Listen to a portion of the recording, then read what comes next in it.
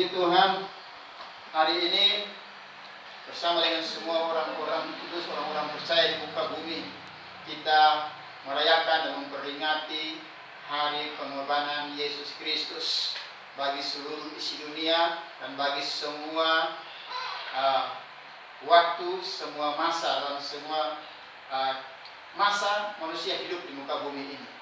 Karena tidak ada pengorbanan apapun di dunia ini yang terbesar selain pengorbanan daripada Allah sendiri. Apa itu? Dia mengorbankan anaknya yang tunggal.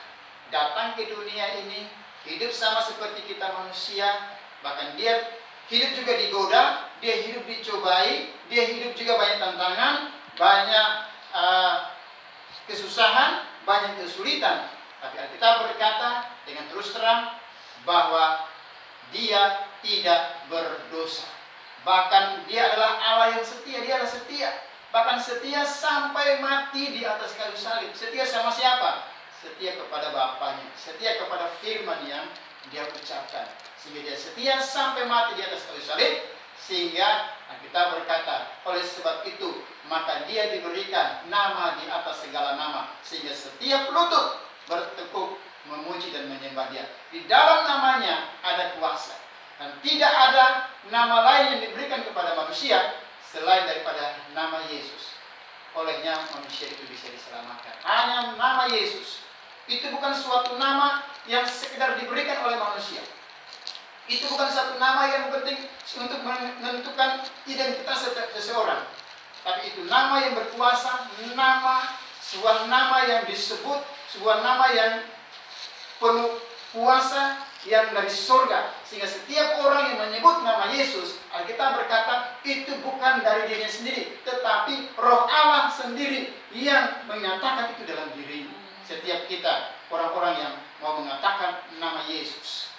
Dan dalam nama Yesus, nama yang berkuasa untuk mengalahkan setiap tipu daya muslihat iblis, mengalahkan dosa, mengalahkan maut, mengalahkan kejahatan, mengalahkan kutuk, mengalahkan sumpah, mengalahkan sakit, penyakit apapun, bahkan kuman, virus, bakteri, sakit, penyakit sampar menular pun, semuanya tunduk. Bahkan di dalam firman Tuhan berkata bahwa kematian dia di atas kayu salib untuk mengalahkan semua yang ada di bumi maupun yang ada di surga. Haleluya. Saudara yang disayang Tuhan Yesus Kristus, hari ini sebelum kita menerima roti dan anggur untuk memperingati pengorbanan Yesus Kristus di atas kayu salib, yang memberikan tubuhnya dan darahnya, tubuh dan darah yang suci, yang kudus bagi saudara dan saya. Kita akan menerima, kita akan minum, kita akan makan dan makan roti melambangkan tubuhnya, minum anggur melambangkan darahnya. Dan Tuhan berkata, bahwa siapa makan dagingnya, maka dia akan hidup selama-lamanya. Dan siapa minum darahnya, dia tidak akan pernah haus lagi. Kita tidak minum darah asli dalam bentuk darah yang seperti binatang, ya. Tetapi ini darah dilambangkan lewat anggur, ya. Sebagaimana Yesus pada malam sebelum dia ditangkap, dia mengambil roti dan anggur dan dia mengadakan perjamuan bersama-sama dengan murid-muridnya dan dikatakan, inilah tubuhku yang telah dipecah-pecahkan bagi kamu, ambillah ini sebagai peringatan akan aku. Dan dia mengambil cawan dan dia berkata, ambillah ini, inilah darahku sebagai perjanjian yang baru. Ya, oleh sebab itu sebelum kita menerima roti dan anggur, mari kita menerima firman Tuhan. Peristiwa di mana waktu Yesus di atas kayu salib, kita lihat dalam Injil Lukas pasal yang ke-23. Injil Lukas pasal yang ke-23. Firman Tuhan berkata demikian, ayat yang ke-33 sampai dengan ayat yang ke-43. Yesus disalibkan. Ketika mereka sampai di tempat yang bernama Tengkorak, mereka menyalibkan Yesus di situ dan juga kedua penjahat itu, yang seorang di sebelah kanannya dan yang lain di sebelah kirinya. Yesus berkata, Bapa, ampunilah mereka, sebab mereka tidak tahu apa yang mereka perbuat. Dan mereka membuang undi untuk membagi pakaiannya. Orang banyak berdiri di situ dan melihat semuanya. Pemimpin-pemimpin mengejek dia, katanya, orang lain ia selamatkan. Sudah habis waktunya, 10 menit aja. Ini tapi di sini video. Kenapa nggak diteruskan? Ntar dulu, belum. Orang banyak berdiri di situ melihat semuanya. Pemimpin-pemimpin mengejek dia, katanya orang lain ia selamatkan. Biarlah sekarang ia menyelamatkan dirinya sendiri. Jika ia adalah Mesias, orang yang dipilih Allah. Juga prajurit-prajurit mengolok dia. Mereka menunjukkan anggur asam kepadanya dan berkata, jika engkau adalah raja orang Yahudi, selamatkanlah dirimu. Ada juga tulisan di atas kepalanya, inilah raja orang Yahudi. Seorang dari penjahat yang digantung itu menghujat dia, katanya, bukankah engkau adalah Kristus? Selamatkanlah dirimu dan kami. Tetapi yang seorang menegur dia, katanya, tidakkah engkau takut juga tidak kepada Allah? Sedang engkau menerima hukuman yang sama. Kita memang selayaknya dihukum, sebab kita menerima balasan yang setimpal dengan perbuatan kita, tetapi orang ini tidak berbuat sesuatu yang salah. Lalu ia berkata, Yesus, ingatlah akan aku apabila engkau datang sebagai raja. Kata Yesus kepadanya, aku berkata kepadamu, sesungguhnya hari ini juga engkau akan ada bersama-sama dengan aku di dalam Firdaus. Haleluya. Saudara yang dikasihi Tuhan Yesus Kristus, peristiwa waktu penyaliban Tuhan Yesus hari ini kita belajar. Ada berapa banyak orang yang berdiri berkumpul melihat, menyaksikan penyaliban Tuhan Yesus Kristus. Dan kita belajar melihat karakter mereka. Kita juga belajar melihat apa sih yang mereka ketahui tentang Yesus. Apa sih yang mereka harapkan kepada Yesus yang tergantung di atas kayu salib. Kita melihat yang pertama adalah orang-orang mereka di sini adalah firman Tuhan berkata, Yesus berdoa supaya ya Bapa ampunilah mereka sebab mereka tidak tahu apa yang mereka perbuat. Siapa itu mereka? Mereka ini yang adalah orang-orang yang sedang menyaksikan peristiwa penyaliban Yesus. Orang-orang yang berharap sesuatu terjadi pada Yesus waktu dia disalibkan. Orang-orang yang menghina Yesus dengan kata-kata kalimat atau memberikan pernyataan-pernyataan atau julukan kepada Yesus. Itu siapa pada waktu di atas kayu salib? Nah, yang pertama kita lihat kitab ayat 35 berkata, orang banyak berdiri di situ dan melihat semuanya. Siapa itu? Orang banyak. Semua orang yang ada sangat banyak menyaksikan. Mungkin dia itu orang Yahudi, mungkin dia itu bukan juga orang Yahudi. Dia itu orang dari mana saja datang. Mungkin lewat atau mungkin sengaja, atau mungkin orang-orang yang pernah mengalami mujizat, pertolongan Tuhan, yang pernah mengalami kuasa Tuhan. Hari ini mereka datang melihat, ternyata ini yang mereka harapkan, ini mereka inginkan. Saat ini kok tergantung di kayu salib. Dan mereka berharap supaya sesuatu terjadi. Yesus bisa melepaskan dirinya, meloloskan dirinya dari kayu salib, dan melepaskan mereka semua dan menyatakan dirinya sebagai Raja, sebagai Mesias, sebagai Kristus, sebagai Yesus yang dikatakan sebagai penyelamat itu. Jadi banyak orang, semua orang, baik orang percaya maupun bukan orang percaya, hari ini semua orang di muka bumi ini, suka atau tidak suka, mau tidak mau, turut merasakan dan melihat Yesus sedang disalibkan. Siapapun kita di muka bumi ini sedang melihat Yesus, sedang menyaksikan Yesus disalib. Jadi penyaliban Yesus ini juga disaksikan oleh semua orang, siapa saja, suku apapun, agama apapun, bangsa manapun, pengajaran apapun, dari latar belakang apapun.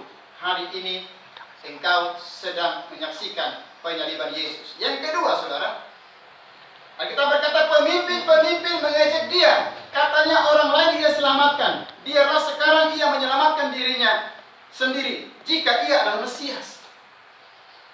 Orang yang kedua yang menyaksikan peristiwa penyaliban Yesus adalah para pemimpin.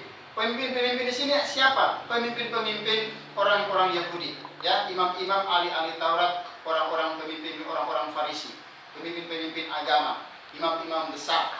Mereka sedang menyaksikan Yesus sebagai siapa?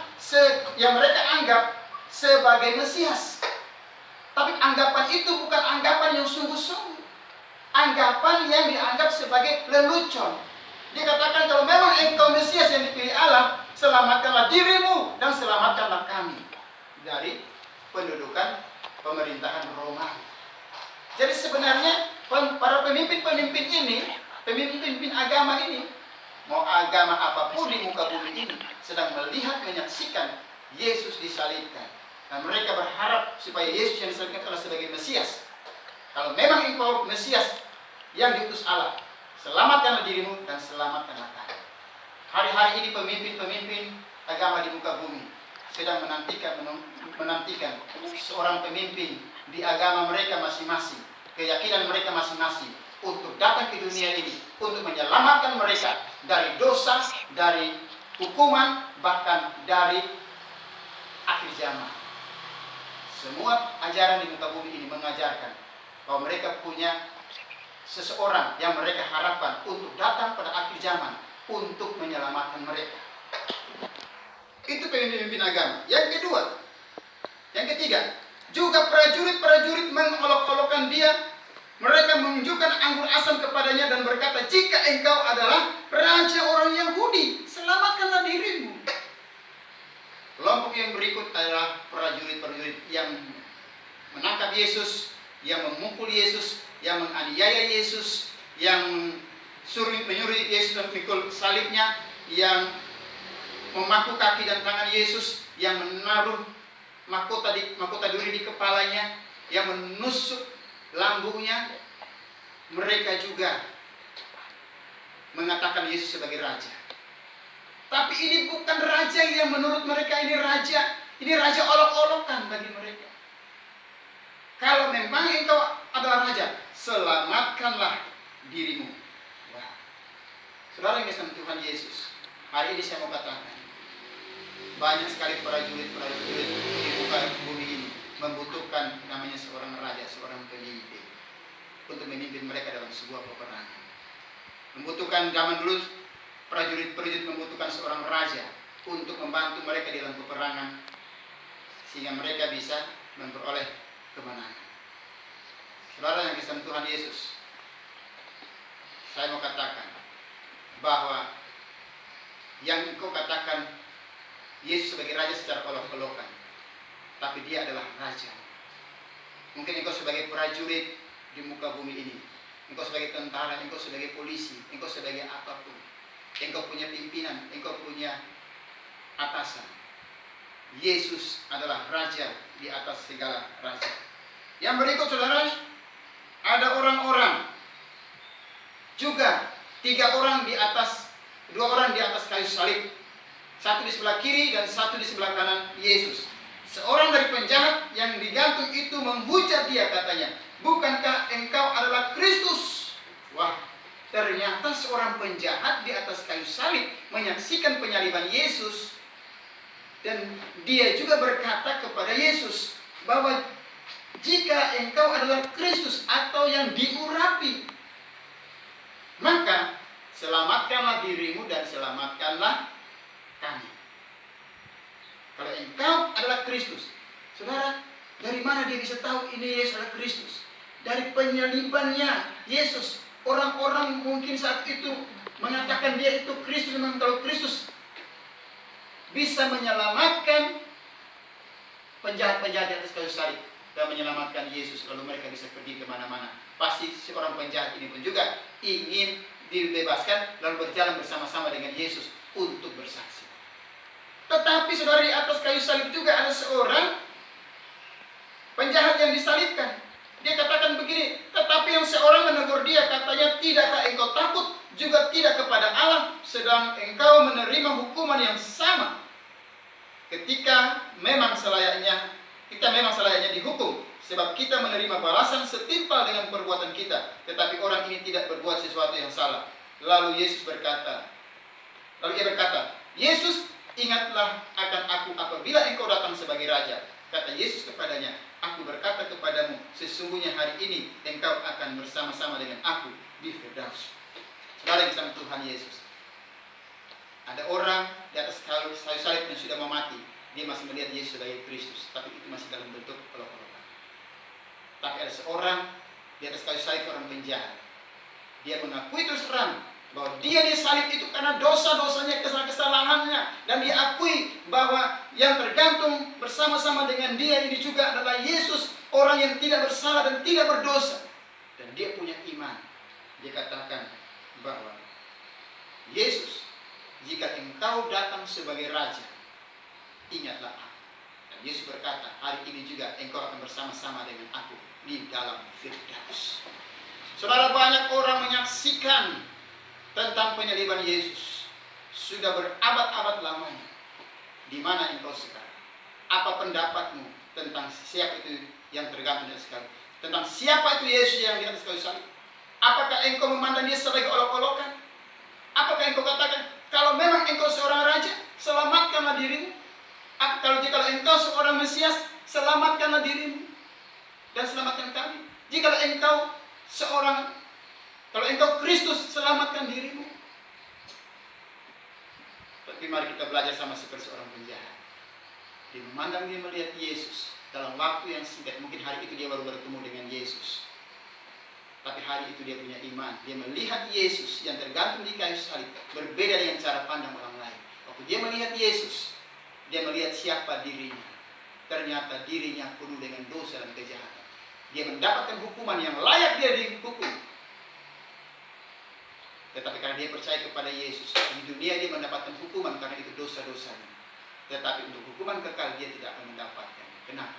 Karena dia telah menerima Yesus, dia mengakui Yesus, dan dia mengerti, dia mengenal Yesus dengan cara yang benar. Mungkin dia tidak pernah belajar Alkitab, tidak pernah belajar hukum Taurat, tidak pernah pergi beribadah, tidak pernah merayakan hari-hari raya umat Yahudi. Tapi hari itu kesempatan bagi dia untuk dia mengenal Yesus dengan benar. Waktu kapan? Waktu Yesus di kayu salib. Saudara, pengenalan kita akan Yesus yang benar pada waktu saudara dan saya mengenal dia secara pribadi di atas kayu salib.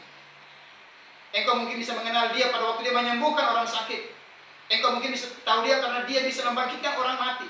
Ada mujizat-mujizat dilakukan. Itu baik. Tapi kalau engkau tidak pernah mengenal dia, mati di kayu salib untuk dosa-dosa saudara dan saya, maka pengorbanan Yesus itu tidak berlaku bagi hidup.